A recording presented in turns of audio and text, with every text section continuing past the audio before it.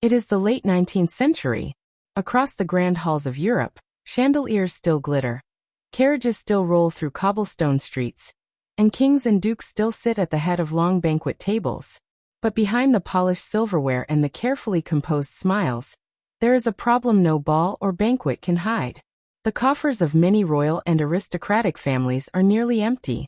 Centuries-old estates are crumbling, priceless artworks are being quietly sold, and titles that once commanded absolute respect are beginning to look like little more than names etched into fading history. The Industrial Revolution has changed the world, and the old order is finding it harder and harder to keep up. Meanwhile, across the Atlantic, in the bustling cities of the United States, fortunes of a size unimaginable to most Europeans are being made almost overnight. Steel, railroads, oil, and banking are minting a new class of tycoons who can buy almost anything, except an ancient title and a place in the lineage of old-world nobility. These American millionaires have everything but aristocratic heritage, and they are well aware of it. Their ballrooms are bigger, their jewels more dazzling, but they know that in the eyes of certain social circles, they are still newcomers. The solution, for some, was as glittering as it was calculated. Their daughters, raised in the grandest homes America could offer, would be matched with Europe's titled bachelors. These marriages were no fairy tales of love at first sight. They were deals, carefully negotiated exchanges in which fortunes crossed the ocean in one direction, and centuries-old names and titles traveled in the other. For some women, it was a dream come true. For others, it was a gilded cage.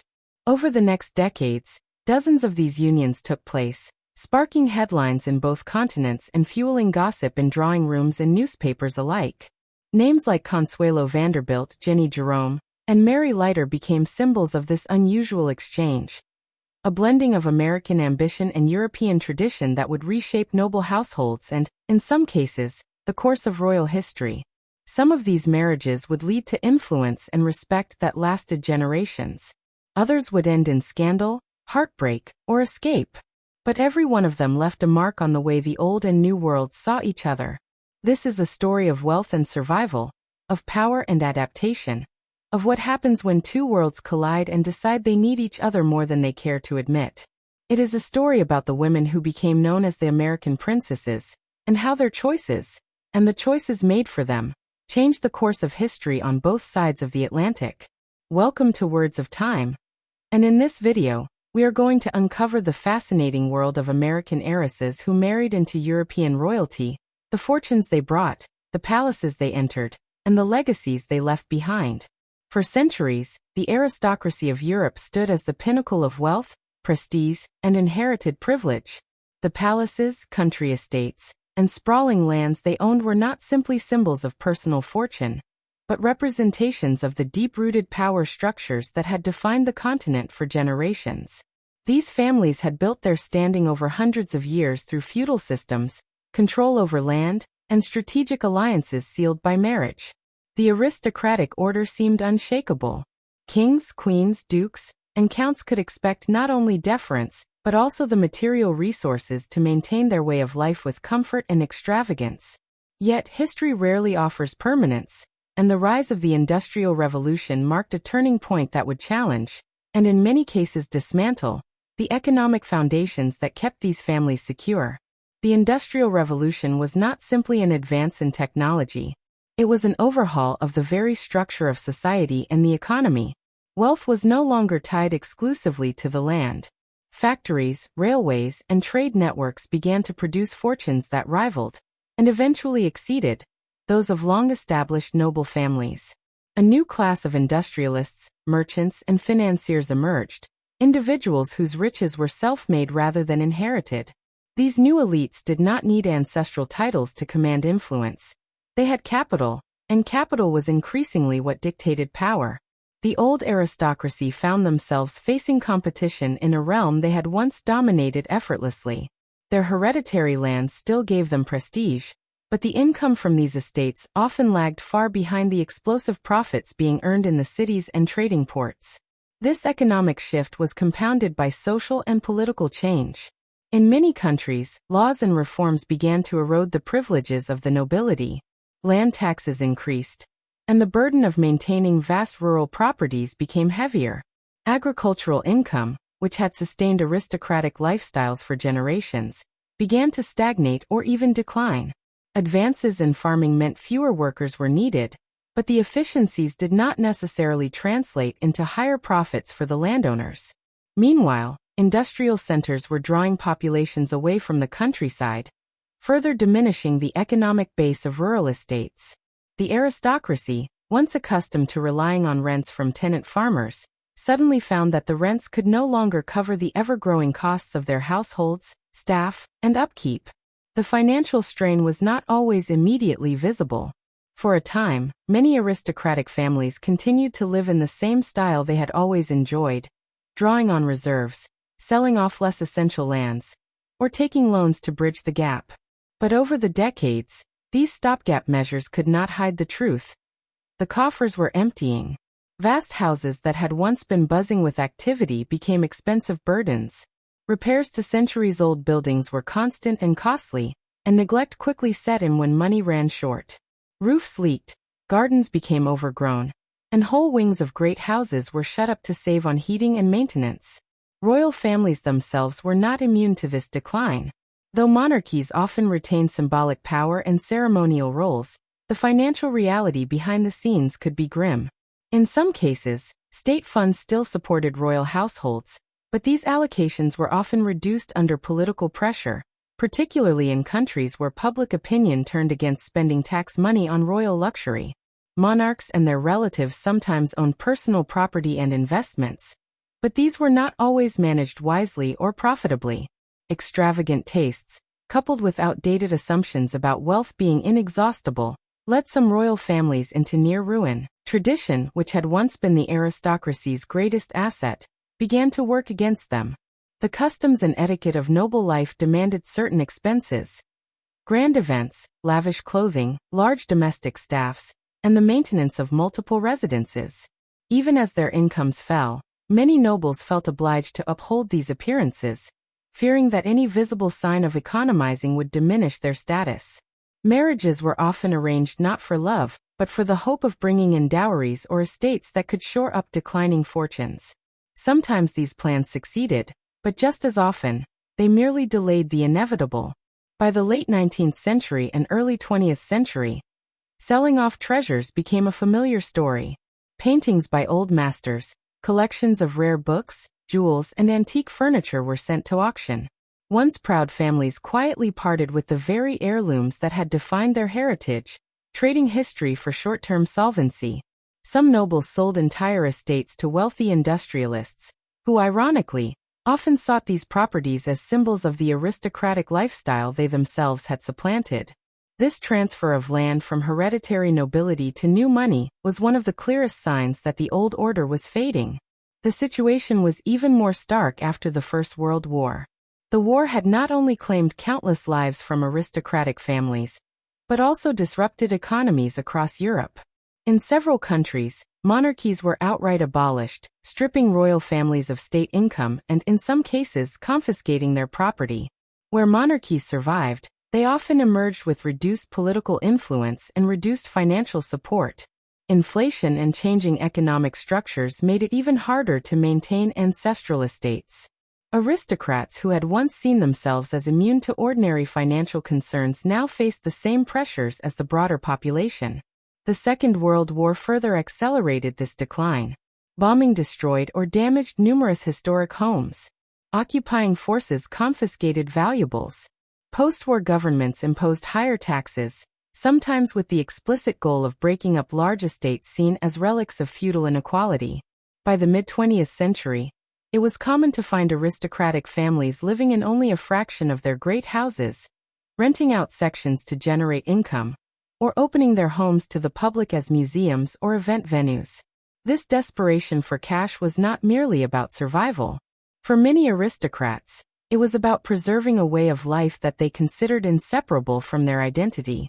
The rituals, the estates, the ceremonial roles. These were not optional luxuries in their eyes, but the very definition of who they were. To lose them was to lose the thread of continuity that connected them to their ancestors. Thus, the need for money became more than a practical matter. It was tied to questions of identity, dignity, and legacy. some royal and aristocratic families adapted creatively. They commercialized their assets, licensing their names to products, hosting tours, or turning parts of their estates into hotels. Others sought advantageous marriages with wealthy individuals from outside the aristocracy, including American heiresses whose fortunes came from industry or banking. These unions were sometimes mocked as cynical transactions, but they were also pragmatic solutions to a financial crisis that had no easy answers. Yet, for every success story of adaptation, there were many cases where the decline proved irreversible. Estates were sold piece by piece, titles were retained in name only, and descendants moved into modest homes far removed from the grandeur of their ancestors. The romantic image of endless aristocratic wealth became a relic of the past, sustained more by literature and film than by reality. The allure of the empty royal coffers lies partly in this tension between image and reality. There is a fascination in seeing the mighty brought low, in learning that those who seemed untouchable were subject to the same vulnerabilities as anyone else. The crumbling palace or faded tiara speaks to the impermanence of all human achievements, no matter how grand. At the same time, there is sympathy for those who, by birth, were bound to an identity that the modern world no longer fully valued or supported. They were raised to believe that certain traditions and appearances were not just desirable but essential, and breaking from them was akin to abandoning one's heritage. The broader historical lesson is that no social class, however entrenched, can remain immune to economic change. The Industrial Revolution and the rise of capitalism shifted the foundations of wealth, and those who failed to adapt paid the price. The aristocracy's decline was not solely the result of poor financial management or stubborn pride, though both played a role. It was also the result of structural forces that redistributed wealth and influence across society in ways that could not be reversed by willpower alone. Over the past century, the European aristocracy has continued to navigate this legacy. Some have embraced full integration into the modern economy, taking up careers in business, politics, or the arts. Others maintain a quieter version of their former lives, living in smaller homes, managing their properties with care, and keeping alive the traditions they can afford. A few royal families, supported by constitutional arrangements or tourism, still enjoy comfortable positions, but even they must contend with the scrutiny of modern media and public opinion. The story of the empty royal coffers is, in the end, a story about adaptation and survival. It is about how a class once defined by inherited privilege was forced to confront the realities of a world in which inheritance was no longer enough. It is about the choices they made, sometimes graceful, sometimes desperate, to preserve their place in history. And it is a reminder that even the most gilded cages can be fragile when the foundations that support them begin to crumble. While the old aristocracy of Europe struggled to maintain their ancestral estates and centuries-old lifestyles, another force was rising across the Atlantic. In the United States, during the period often referred to as the Gilded Age, fortunes were being created at a scale and speed that rivaled anything in history. This was a time of rapid industrialization, when steel magnates, railroad tycoons, oil barons, and financiers amassed wealth so vast it seemed almost limitless. Their mansions in cities like New York and Newport were showcases of opulence. Their art collections rivaled those of European palaces, and their parties were written about in the papers as though they were royal events. But for all their material riches, these American families faced a different challenge. Their wealth was new, their names carried no inherited prestige, and in the rigid social hierarchies of the time, money alone did not always buy the highest status. In the United States, the idea of nobility was absent in any formal sense. The nation had been founded in rejection of monarchy and hereditary privilege, and its constitution prohibited titles of nobility. This created a social environment where, at least in theory, anyone could rise through talent, ambition, or sheer luck. But in practice, American high society developed its own codes, cliques, and gatekeepers. Families whose fortunes dated back to the early republic often looked down on the newly rich, no matter how many millions they had. For those who had made their money in the span of a generation, the doors to certain social circles could remain firmly shut. It was in this context that Europe's struggling aristocracy and America's rising plutocracy began to discover their mutual usefulness. Across the Atlantic, dukes, counts, and even princes were facing crumbling estates and dwindling incomes. In America, there were ambitious industrialists and financiers whose daughters had been raised in luxury, but who still lacked the social recognition that only old-world prestige could confer. Marriage between the two groups seemed like an ideal solution. The European noble gained a much-needed infusion of cash, while the American heiress gained a title, an entry into a world of tradition and ceremonial grandeur. The motivations of the parents in these arrangements were often as strategic as any business deal. In many wealthy American families, mothers in particular saw the marriage market as an extension of the family's ascent. They hosted elaborate balls, commissioned portraits, and sent their daughters to finishing schools where they would learn the manners expected in high society, both at home and abroad. These young women were taught how to dress for court appearances, how to converse in French, and how to navigate the formalities of European aristocratic life. Their fathers might negotiate the financial terms of the marriage, but their mothers ensured their daughters could fulfill the role of a duchess or countess without embarrassment. The scale of some dowries offered in these transatlantic unions was staggering. Estates that had been on the brink of foreclosure were saved overnight by the arrival of American money. In some cases, the influx of wealth allowed for repairs to centuries-old castles, restoration of art collections, and even the re-establishment of household staff at levels not seen for decades. Meanwhile, in the social pages of newspapers, the names of these American brides began appearing alongside their new titles, giving their families back home a kind of prestige that money alone could not have purchased domestically. But these arrangements were not without their complications. In some marriages, the cultural gap between the American bride and her European husband proved difficult to bridge. The pace of life, the expectations of behavior, and the rigid hierarchies of European aristocracy could be stifling for someone raised in the more informal atmosphere of the United States. Some women adapted beautifully, becoming beloved figures in their adopted countries, known for their charm, philanthropy, and ability to blend American energy with European tradition. Others found themselves isolated, trapped in formal duties they did not enjoy, or married to men who valued their fortune more than their company. The phenomenon became so common that it entered popular culture. Novelists, playwrights, and society columnists all commented on the steady flow of American heiresses into European noble families. Some portrayed it romantically, as a union of beauty, charm, and mutual respect. Others were more cynical, depicting it as a straightforward transaction in which titles and money were exchanged like commodities. Whatever the interpretation, the reality was that these marriages were reshaping the social landscape on both sides of the Atlantic. In Britain especially, the arrival of wealthy American brides was felt most strongly in the latter half of the 19th century.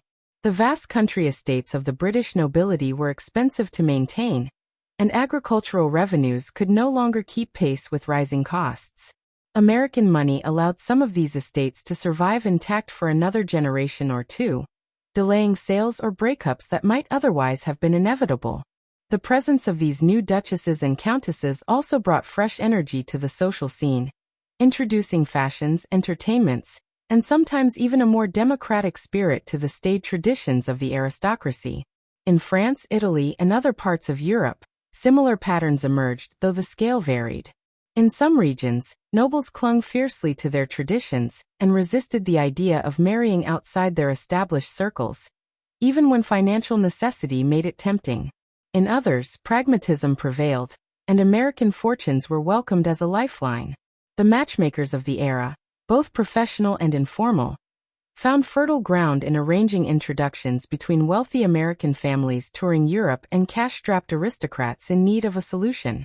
For the Americans, the appeal was not just the title itself but the sense of connection to a deeper, older narrative. To marry into an aristocratic family was to join a lineage that could trace its history back centuries.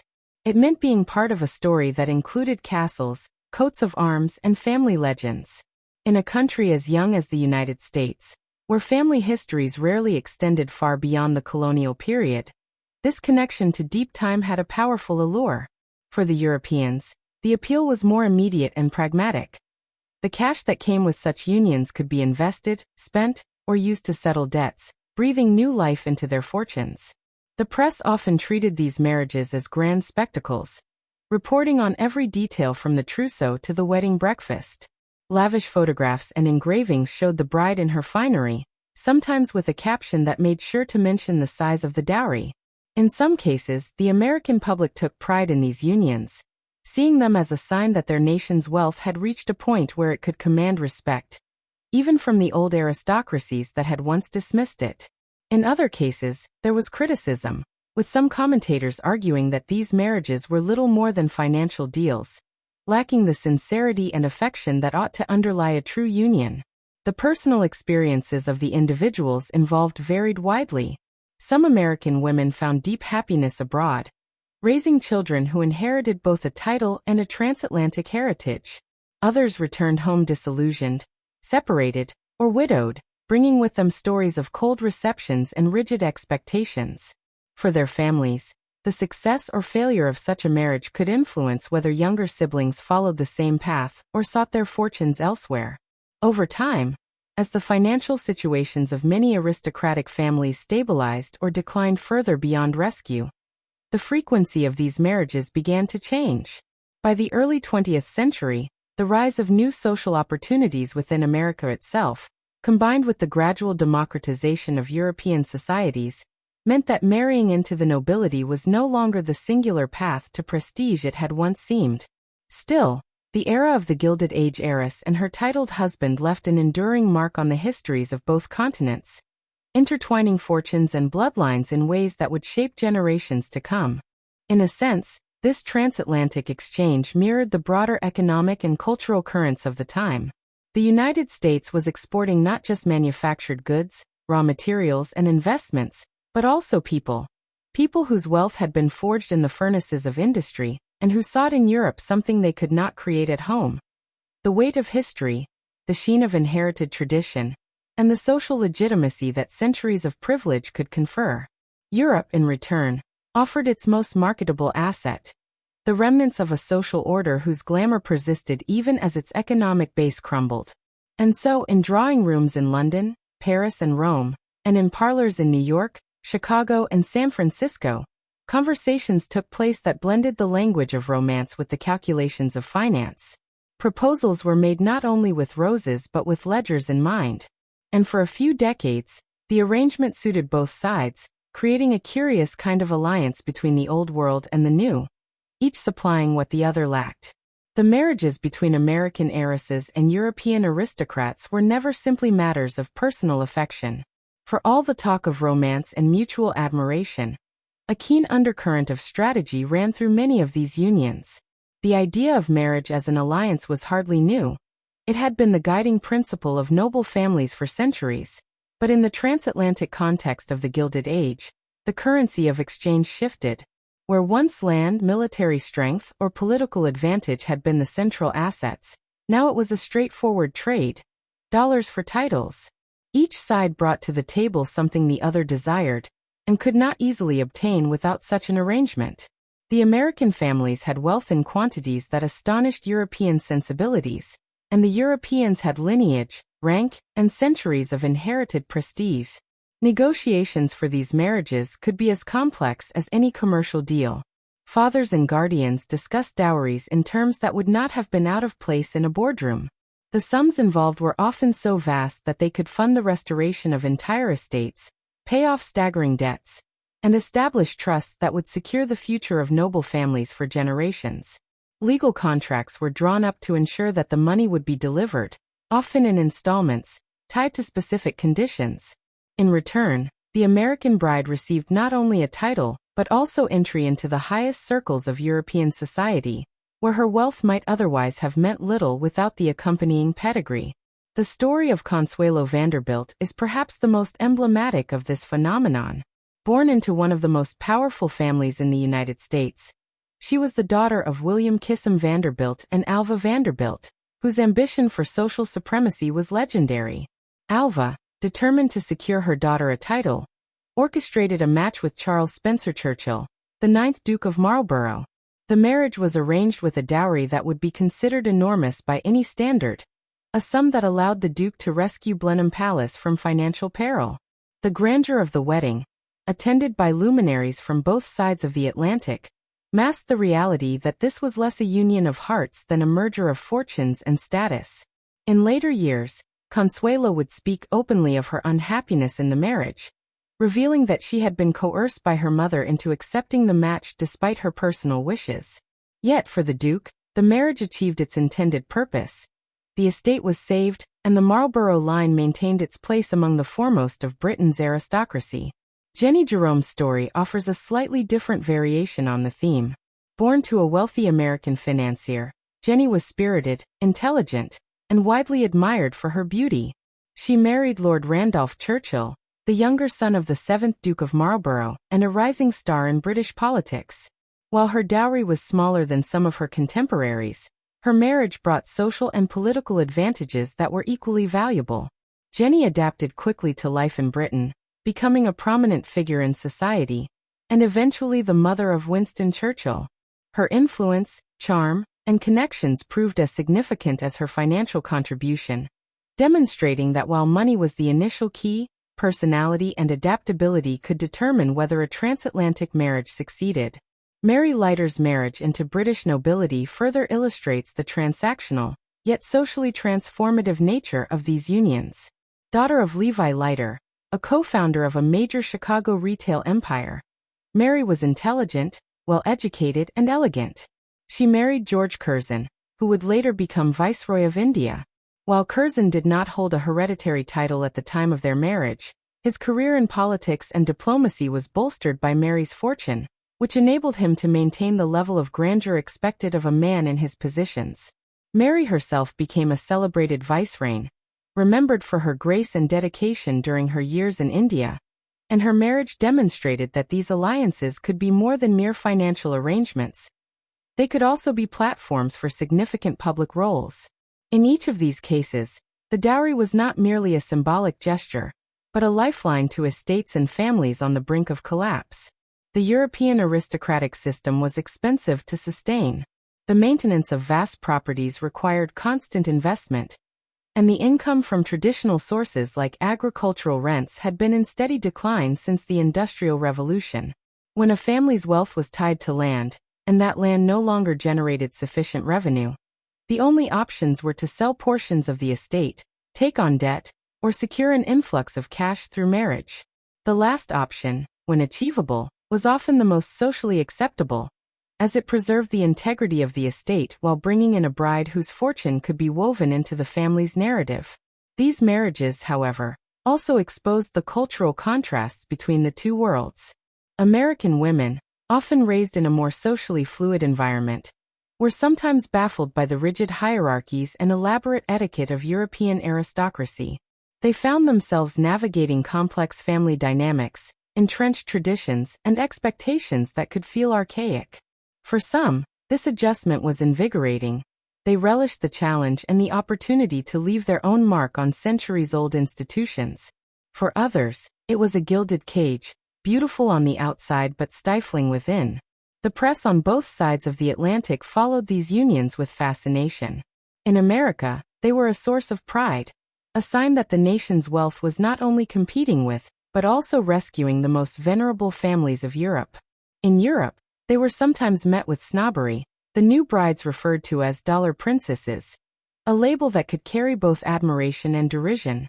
Yet over time, many of these women proved adept at winning the respect of their adopted societies, using their resources and energy to support charitable causes, host influential gatherings, and modernize the management. The financial arrangements behind these marriages could be intricate.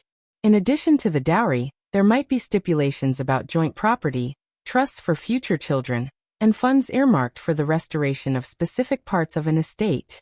Some contracts even specified the use of funds for certain purposes, ensuring that the money would not be squandered on personal extravagance, but invested in the preservation of the family seat. The negotiations could involve lawyers, bankers, and family advisors, turning the lead-up to the wedding into a process as formal and deliberate as any high-level business transaction. Over time, the flood of American heiresses into European aristocracy began to have subtle, but lasting effects on the culture of the nobility itself. New money meant new ways of thinking about investment, philanthropy, and even social presentation. The infusion of American style and sensibilities sometimes clashed with tradition, but it also helped many families adapt to the realities of a modern, capitalist economy. Estates that had once resisted commercialization began to experiment with opening their grounds to the public, hosting events, or diversifying their income streams. All ideas that aligned with the pragmatic approach to wealth often found among the American families. Yet, for all the strategic value and financial rescue these marriages provided, they did not guarantee personal happiness. The same factors that made the match logical on paper could undermine emotional connection. Couples could be mismatched in temperament, interests, and expectations. In some cases, the strain led to separation or divorce, though the social stigma of such outcomes was significant in aristocratic circles. In others, the partnership evolved into one of mutual respect, even if not of great romantic passion, with both parties recognizing the practical benefits of their alliance. By the dawn of the 20th century, these unions had become so common that they no longer caused the sensation they once did. The novelty had worn off, but their impact remained. They had bridged continents, merged fortunes with titles, and in some cases, altered the trajectory of major families. They had also left behind a rich tapestry of stories, some triumphant, others tragic, that reflected the complexities of mixing money and lineage in a changing world. The idea of dollars for titles may seem transactional, even mercenary, but it was also a reflection of the broader shifts in society at the time. Old orders were adapting to new realities, and new fortunes were seeking legitimacy through association with the old. In that intersection, individuals like Consuelo Vanderbilt, Jenny Jerome, and Mary Leiter became symbols of an era when love, if it came at all, often followed the ledger. Behind the grandeur of inherited titles and sprawling estates, the daily reality for the American heiresses who married into European aristocracy was rarely as effortless as the public imagined. A wedding into nobility was not the end of the story. It was the beginning of a long and often complex journey. Life behind the palace gates could be rewarding, but it was also filled with rules, customs, and expectations that could challenge even the most adaptable newcomer. For many of these women, the shift from the relative freedom of American society to the rigidly structured world of European courts demanded more than a change of address. It required a transformation of self. One of the most significant sources of tension lay in the cultural differences between American pragmatism and European tradition. Many of these brides had been raised in households where efficiency, innovation, and personal initiative were valued. Their fathers had built fortunes in business, often by taking calculated risks and challenging established norms. Their mothers had run large homes with a sense of practicality, ensuring things were done in ways that made sense, regardless of old-fashioned convention. In contrast, the aristocratic world they entered was often steeped in ceremonial routine, where "this is how it has always been done" was considered reason enough to resist change. For example, an American duchess might look at the running of a large country estate and immediately spot inefficiencies. Unused rooms being heated through the winter, outdated farming methods wasting resources, or too many servants assigned to trivial tasks. Suggesting changes could be seen as sensible in her eyes but intrusive in the eyes of those around her, particularly among staff and relatives who saw themselves as custodians of tradition. Some of these women managed to implement reforms gradually, presenting them as enhancements rather than disruptions. Others met with stiff resistance, learning quickly that in the aristocratic world, authority was often exercised more through subtle influence than direct command. This cultural divide was not always a source of conflict. At times, it allowed these women to bring fresh life into stagnant environments. Many American heiresses arrived with a strong sense of philanthropy, shaped by the growing charitable movements of the late 19th and early 20th centuries in the United States. They were accustomed to organizing fundraising events, supporting hospitals, or promoting education, and they carried these values into their new roles abroad. Some used their wealth and position to champion causes that had long been neglected in their adopted countries, such as improving rural schools, expanding access to medical care, or preserving cultural heritage sites. The introduction of American-style charity work into aristocratic circles sometimes created a ripple effect, encouraging other members of the nobility to become more active in public service. While philanthropy was not new to Europe, the American approach, energetic, hands-on, and often highly organized, was distinctive. It often involved not only writing checks but also engaging directly with the communities being helped. For the aristocracy, this was a departure from the more distant style of patronage that had been common, and it occasionally drew criticism for being too forward or undignified. Yet over time, the results spoke for themselves, and many of these initiatives gained respect and admiration. Still, life within the palace walls was far from entirely philanthropic or reformist. It was also deeply personal, marked by the challenge of carving out an identity in a world where so much was predetermined by birth and tradition. These women often had to navigate complex family hierarchies, where senior relatives held sway over decisions large and small. Social obligations could be relentless, with a constant calendar of dinners, balls, hunts, and seasonal visits to other great houses. Each event required careful attention to etiquette, dress, and conversation, and failure to observe the correct forms could invite gossip or even social isolation.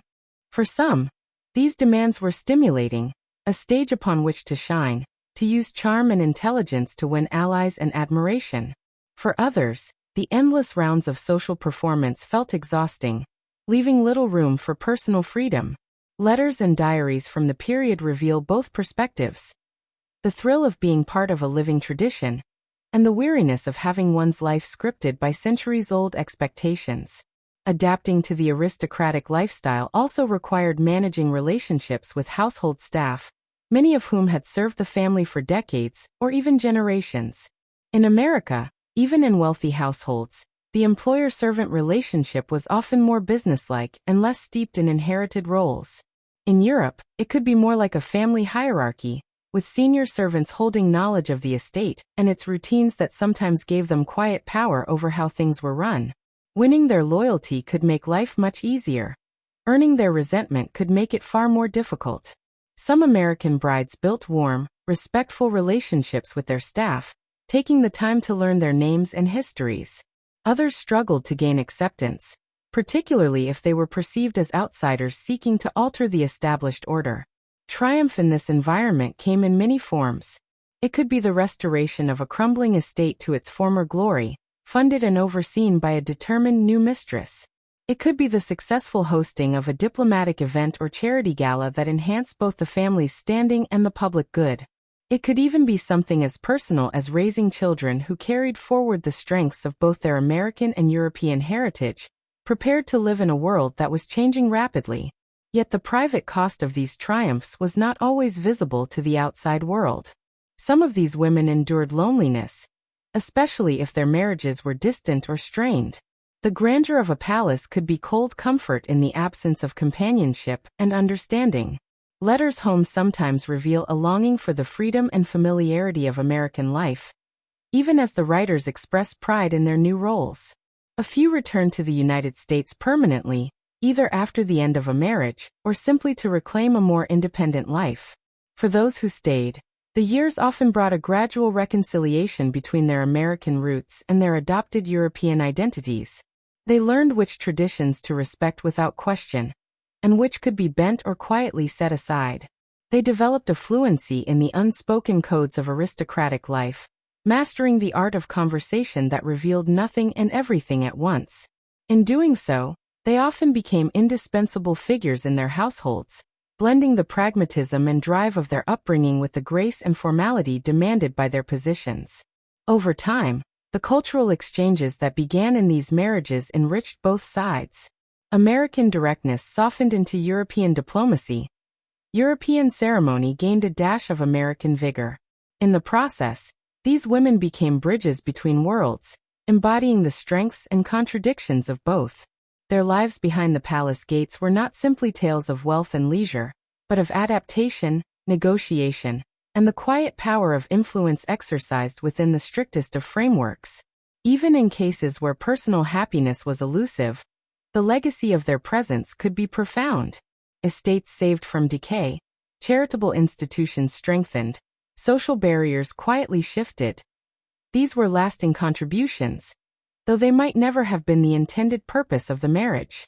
What began as a transaction of dollars for titles sometimes ended as a transformation of people and places, reshaping the aristocratic world in ways that echoed far beyond the drawing rooms and ballrooms of their day.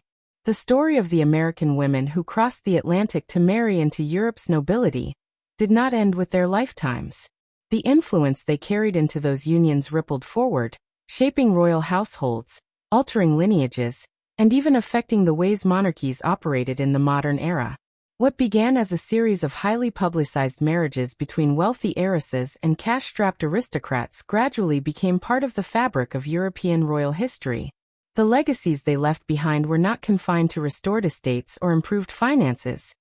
They also touched ideas of governance, public image, and the meaning of nobility itself.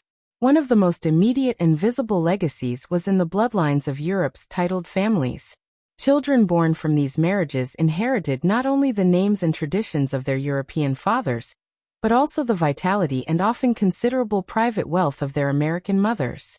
This combination provided a kind of security that extended beyond a single generation.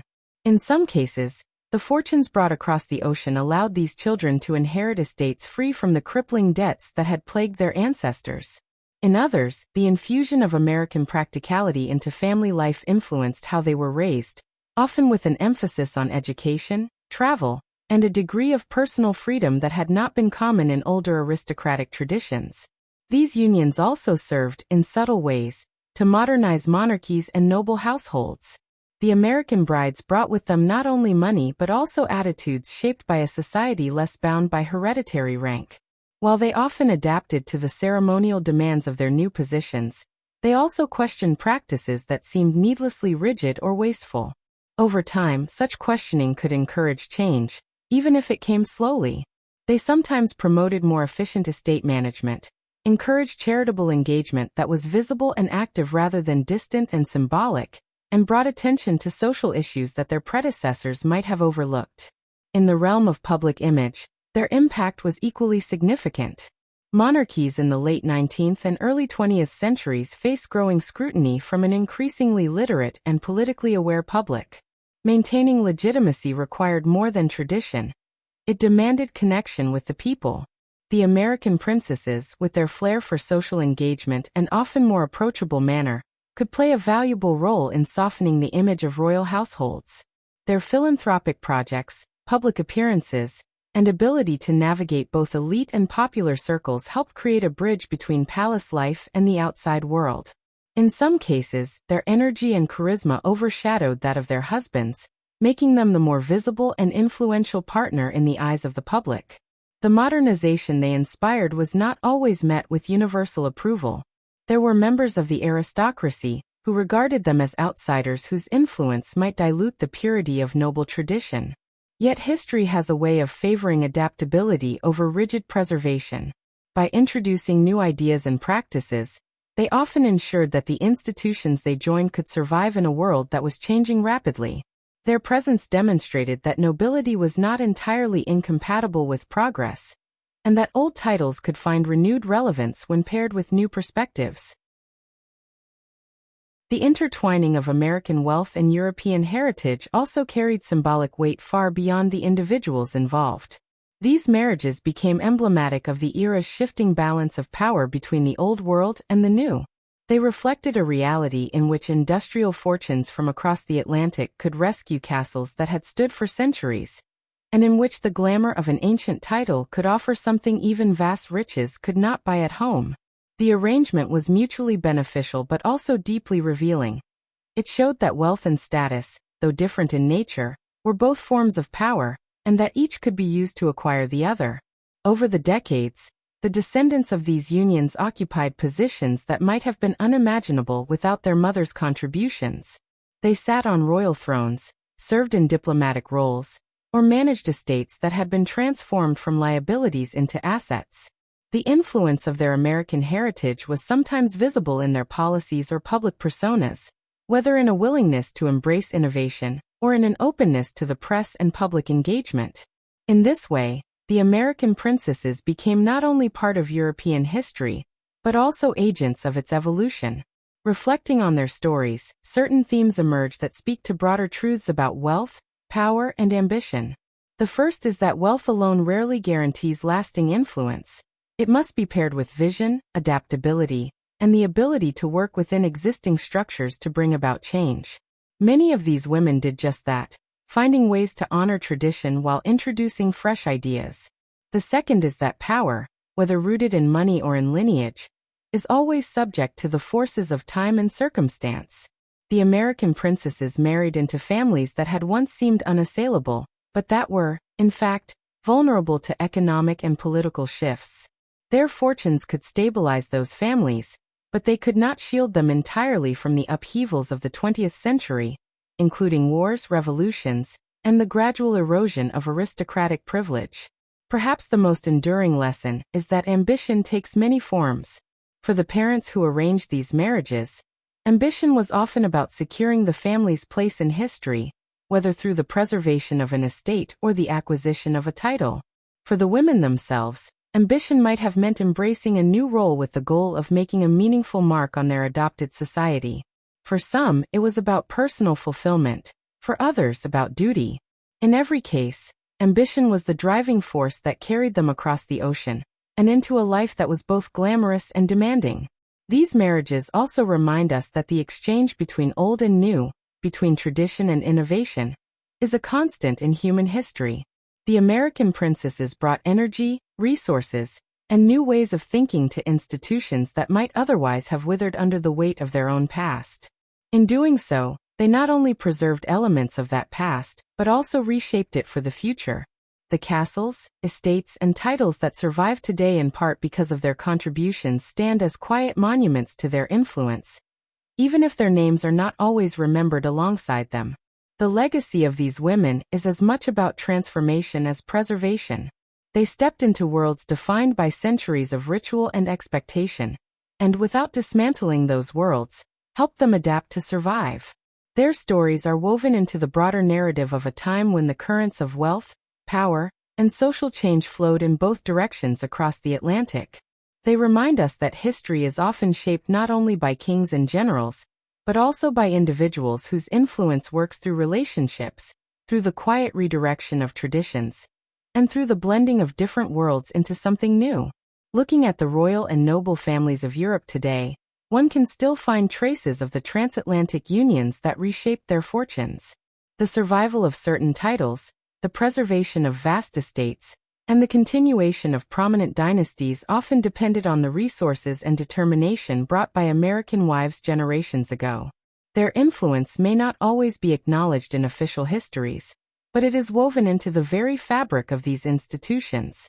The British aristocracy offers some of the clearest examples. The Marlborough line, for instance, would almost certainly have faced the breakup of its lands without the fortune of Consuelo Vanderbilt. Blenheim Palace, the grand seat of the Dukes of Marlborough, had been a financial burden for decades when her marriage brought a dowry that cleared debts and funded necessary restoration. The building still stands today as one of the most celebrated houses in Britain, its continued prominence due in no small part to the money and attention she provided. Although her marriage to the Duke ended in divorce, the legacy of her investment endured, and her descendants remain part of the country's social and political elite. The Churchill family, connected to the Marlboroughs through lineage, also benefited indirectly from American ties. Jennie Jerome, mother of Winston Churchill, brought both money and an indomitable personality into the family. While her dowry was modest compared to some heiresses, her social skills, political instincts, and connections proved invaluable. She navigated the highest circles of society in Britain and abroad, forging relationships that would later aid her son's career. In this way, her impact went beyond estate preservation to influence the political history of the 20th century. Moving to France, the story of Anna Gould offers another illustration. As the daughter of the American railway magnate Jay Gould, she possessed a fortune that made her one of the wealthiest women in the world. Her marriage to Count Bonny de Castellane infused his ancient, but financially troubled family with fresh resources. Though the marriage eventually collapsed, her money allowed the Castellane name to maintain its grandeur at a time when many other noble houses in France were shrinking into obscurity. Even after her divorce, her presence in European society and her later marriage to Hélie de Talleyrand Périgord connected her to yet another prominent aristocratic lineage, ensuring that her wealth continued to influence multiple dynasties. Italy, too, saw its share of American alliances. One notable case was that of Clara Ward, an heiress from Michigan, who became Princess de Caramanchimao. Though her personal story took a scandalous turn, and she eventually left her husband, the early years of her marriage brought needed funds to the family, allowing them to maintain their position. While her later life as a performer and adventurer was far removed from the formalities of aristocratic duty, the financial relief she initially provided was real and significant. In Spain, certain noble houses weathered the difficult years of the early 20th century with the help of American wealth. While these unions were sometimes less publicized than the British examples, they followed a similar pattern. Old titles paired with new fortunes, resulting in the preservation of properties and traditions that might otherwise have been lost in the political and economic turbulence of the period. What is striking when examining these families is how often the American influence went beyond a simple financial rescue. The women who married into these houses frequently brought with them a different approach to public life, one that combined aristocratic dignity with a more modern, sometimes even democratic, sensibility. They were often more willing to engage directly with the press, to appear at charitable events, and to interact with the public in ways that softened the image of their families. In an age when monarchies and noble houses were increasingly under scrutiny, this ability to connect could be as valuable as any sum of money. In some cases, their descendants went on to marry further into other royal lines, spreading the influence of that original American connection across multiple countries. The blending of transatlantic bloodlines contributed to the interconnected nature of Europe's aristocracy in the modern era, where a title in one country often comes with kinship ties to noble or royal families in others. This web of relationships, strengthened by the fortunes and personalities of American brides, continues to shape ceremonial life, social networks, and even political alliances at the highest levels. The continued public fascination with these women, long after their time, is telling. Biographies, historical novels, and television dramas revisit their lives, drawn to the mix of glamour, ambition, and cultural exchange that defined them. The image of the American princess remains a potent one, symbolizing the crossing of worlds and the merging of two powerful but distinct forms of influence: wealth and hereditary rank. These legacies remind us that the history of European nobility is not a closed chapter, but a living story, still evolving. The preservation of certain estates, the survival of specific titles, and the ongoing role of these families in public life all bear the imprint of choices made by a generation of Americans who looked across the ocean and saw opportunity, not only for themselves but for the institutions they would join. In their determination to claim a place in history, they ensured that the families they married into would continue to play a role in the unfolding narrative of modern Europe. Marriages between rich American women and European nobles were not just love stories. They were deals that changed history. These women brought not only enough money to fix palaces and save noble titles, but also a way of thinking shaped by a younger and more practical society.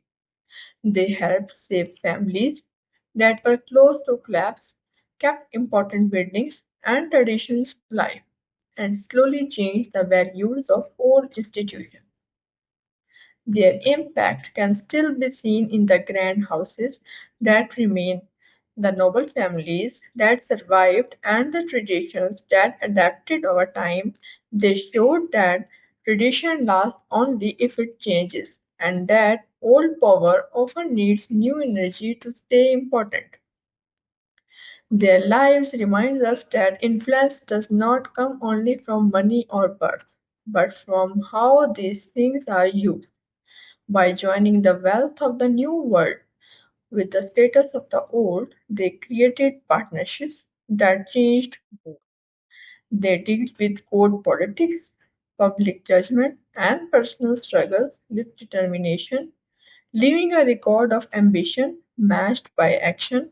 In doing so, they changed what it meant to be part of a royal family, turning survival into renewal. Their stories prove that history is shaped not only by those born into power, but also by those who marry into it and make it stronger.